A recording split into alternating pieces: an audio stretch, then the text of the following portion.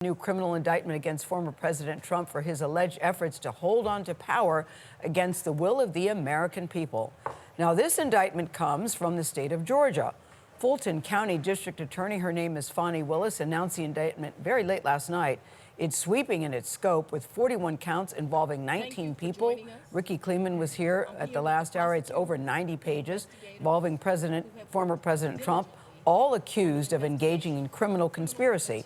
For more on this, we're joined now by Ed O'Keefe. Ed joins us at the table. Ed O'Keefe, always good to have you here. Good to see you. So Ricky gave us a little briefing the last hour, but what stood out to you? Look, this is a massive case involving so many people. I think people have to remember this one is going to involve visual aids and stories that I think are a lot more relatable to the American people. That story of the two women, the election workers who were targeted, who testified to the January 6th committee. You could still feel their pain. Absolutely. Yeah. Remember, we have the audio of him asking the Secretary of State for 11,780 votes. And then the other thing, 4 words, cameras in the courtroom. That will make Game a huge changer, difference right, Ed? in this one. How do you see that making a difference? Well, now we're going to see him in a courtroom show up to be arraigned potentially. Not only him, but the 18 others who've been indicted in this case. And that has a huge effect on the public perception of all this. And remember, this is a court of law.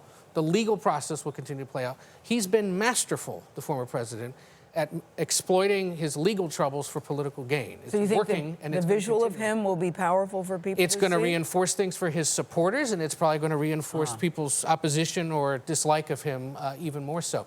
And then, and I know Ricky was making this point earlier, you know, what day next week does he show up to get arraigned? Does he show up the morning of the presidential debate? Right. Where would you rather be that day? In Milwaukee with everybody else, or in that Atlanta courtroom? He knows that this has completely sucked oxygen away from everybody else running. So now he can potentially use this to his advantage even more. Does it change the way he campaigns now? Well, we know now that the super PAC, one of his super PACs has basically been depleted paying legal costs. We know he has been campaigning less frequently, A, because he doesn't have to, but B, because it's expensive and they don't necessarily have the money to do it.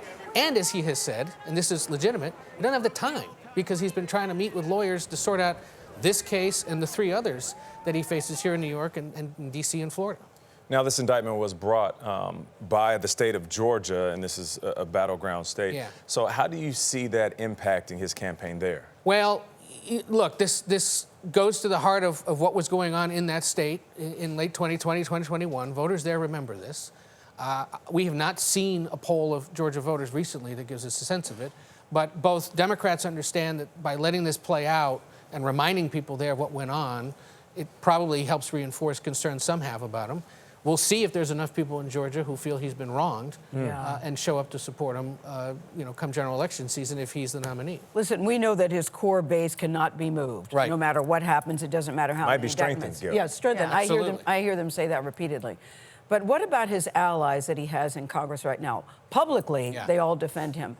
Do you see any chinks in the armor behind the scenes about people going, I don't know about this? Well, fellas. watch the next summer this time where the swing seats are in the House, for example. They're all up here in suburban New York.